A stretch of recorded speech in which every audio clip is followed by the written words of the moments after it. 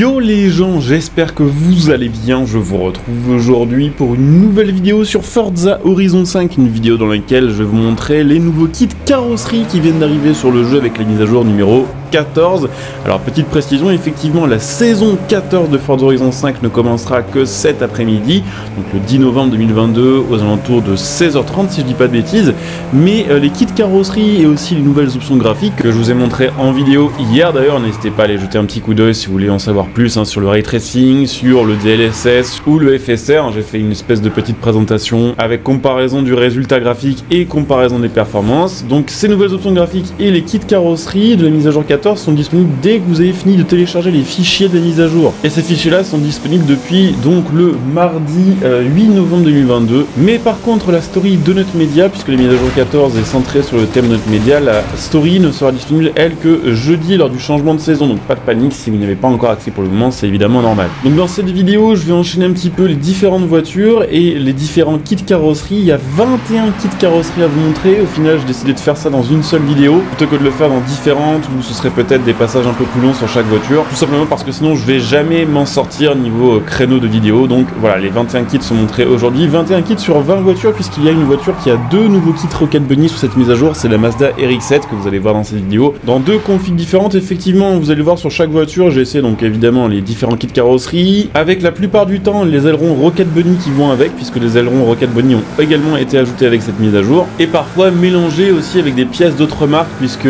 par exemple sur la Mazda MX-5 on peut mettre le kit large Rocket Bunny, mais on peut des pare-chocs d'autres marques et des capots d'autres marques. Donc il y a des fois des petites combinaisons. J'essaie de faire des configurations qui me plaisaient et que je trouvais assez sympathiques, avec également les jantes que j'ai trouvé les plus cool en accord avec les kits carrosserie, et évidemment aussi les livrets que je n'ai pas fait. Évidemment, vous en doutez, ce sont des livrets que j'ai téléchargés. Donc retrouver assez facilement de votre côté si certaines vous plaisent. De toute façon c'est des top livrets, c'est à chaque fois dans le classement des plus téléchargés. D'ailleurs dites-moi un petit peu en commentaire quel est votre kit carrosserie préféré, si vous avez l'intention effectivement de relancer Forza Horizon 5 pour profiter un petit peu de ces nouveaux kits qui sont au final peut-être la vraie grosse nouveauté entre guillemets, j'y reviendrai un petit peu plus tard dans cette vidéo, mais la grosse nouveauté de la mise à jour, puisque au final les voitures de la mise à jour 14 sont pas ce qu'il y a de plus excitant non plus. Mais dites-moi, voilà, ça m'intéresse savoir si ces kits carrosserie vous motivent peut-être plus à relancer le jeu que les nouvelles voitures. Et dites-moi voilà un petit peu aussi évidemment quels sont vos kits préférés et la config préférée que j'aurais fait dans cette vidéo parmi celles que je vous proposais. Et puis par la même occasion n'hésitez pas évidemment à liker et à vous abonner à ma chaîne YouTube, comme ça pour les prochaines vidéos de présentation par exemple de mise à jour, de présentation de nouvelles voitures ou même des gameplays, voilà, tout simple sur Forza Horizon 5 ou sur d'autres jeux de course, et bien dès que j'en ferai, si vous êtes abonné et que vous avez les notifications activées,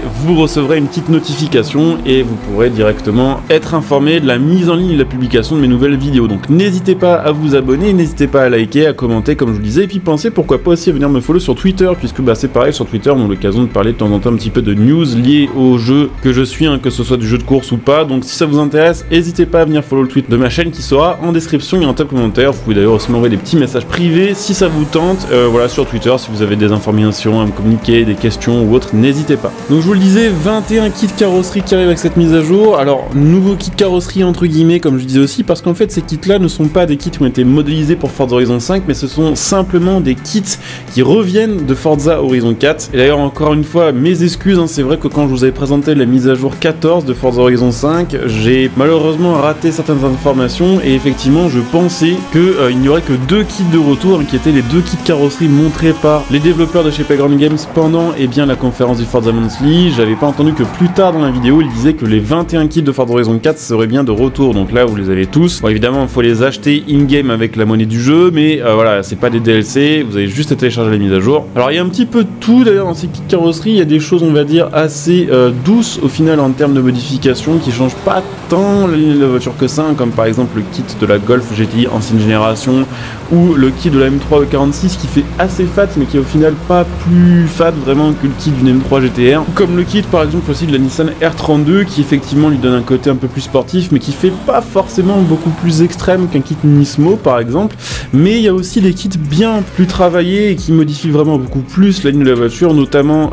deux kits en particulier, le kit de la Mazda RX-7 numéro 2, puisque je vous le disais, il y a deux kits sur la Mazda RX-7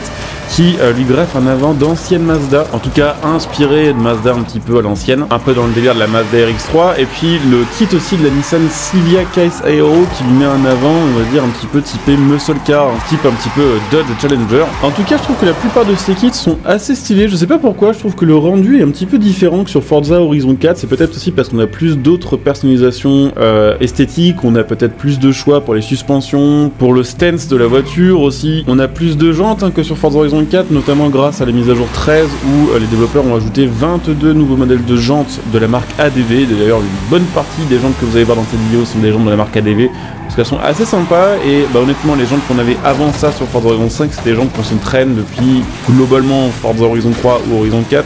Donc ça fait un petit peu de nouveauté et ça permet de voir un petit peu d'autres gens, donc j'ai essayé de les mettre un petit peu en avant aussi. Globalement, tous les kits ajoutés sont plutôt stylés. Bon, il y en a évidemment que je préférais, comme celui de la R32, comme je vous le disais tout à l'heure, celui évidemment de la M3 E36, que vous verrez aussi dans cette vidéo, et puis le petit kit de la Nissan Z de 1969, qui est aussi très sympathique en étant lui aussi assez discret. Je trouve ça très cool que les développeurs du jeu commencent vraiment à rajouter ce genre de choses, même si au final c'est un réajout de Forza Horizon 4. Alors d'ailleurs, on ne sait pas pourquoi ces kits-là n'étaient pas présents à la sortie de Forza Horizon 5. Certains à l'époque disaient qu'il y avait eu une histoire de brouille voilà, entre Forza Horizon 4, enfin entre Playground Games plutôt, et Rocket Bunny, et que Rocket Bunny n'avait pas voulu tout simplement que les kits soient de retour sur Forza Horizon 5. Moi personnellement, je pense que toutes les mises à jour de Forza Horizon 5 et tous les ajouts du jeu ont été prévus il y a déjà des années, et que dès le développement de Forza Horizon 5, ils avaient prévu de réajouter certaines choses en mise à jour plus tard, et donc de volontairement enlever du contenu à la sortie du jeu pour nous le remettre un peu plus tard. Je pense qu'il n'y a pas eu vraiment de rework. Les kits carrosserie qui ont été voilà, ajoutés sur Horizon 5, ils n'ont pas été transformés depuis Horizon 4, et puis je pense que du côté de Rocket Bunny, je pense pas qu'ils aient été un jour contre l'ajout de ce genre de kit sur Forza Horizon 5, parce que clairement c'est aussi via les jeux que la pub pour ce genre de marque se fait. Bon, c'est évidemment via les vidéos YouTube, via les influenceurs et autres, mais c'est aussi via les jeux vidéo, et toute pub est bonne à prendre à mon avis dans ce genre de cas. C'est pas la première fois que on nous ajoute des kits carrosserie sur Forza Horizon 5. Pour la mise à jour 12, on nous avait ajouté un kit sur la Hyundai Veloster et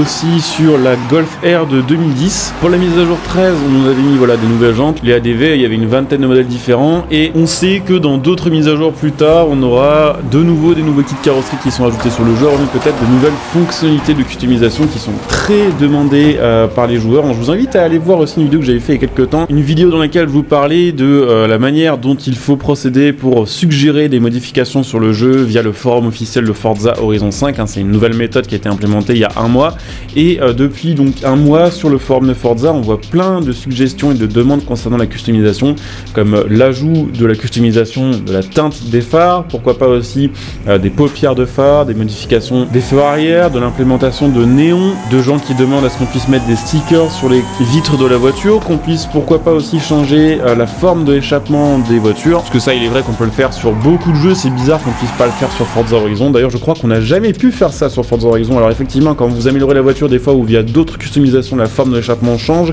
c'est vrai qu'on n'a pas comme sur un Need for Speed ou un The Crew la possibilité de choisir vraiment le modèle. Alors il n'y aurait pas besoin qu'on ait 50 mais peut-être 10 modèles pré-créés qui seraient applicables à 500 ou 600 voitures, ça permettrait un petit peu plus de variété. Bon après évidemment il y a des gens qui demandent des kits carrosserie bien particuliers, que ce soit des kits Rocket Bunny ou Liberty Walk qui ne sont pas encore sur le jeu, ou que ce soit des kits d'autres marques, mais il y a aussi des gens qui demandent des trucs un peu plus poussés, et ça franchement ce serait chouette qu'ils nous ajoutent la possibilité de customiser l'intérieur des voitures. Alors pas besoin là non plus d'aller jusqu'au fait de changer les sièges, de changer le volant, même si effectivement ce serait très cool, mais simplement la possibilité d'avoir pourquoi pas, comme sur un The Crew 2, la possibilité d'avoir du multizone dans l'habitacle du véhicule et de choisir en fait les textures et les coloris pour des zones très délimitées à l'intérieur de la voiture, comme ce qu'on peut faire par exemple pour la customisation des jantes ou pour la customisation des fois de certaines peintures de voitures qui ont déjà des bitons ou des tritons de base. Le fait de pouvoir simplement changer les couleurs des liserés parfois sur l'intérieur des voitures, sur les volants, sur les tableaux de bord, le fait de pouvoir choisir entre du bois, de l'aluminium brossé ou de l'alcantara ou du cuir pour certains éléments, et de pouvoir choisir aussi la couleur, ça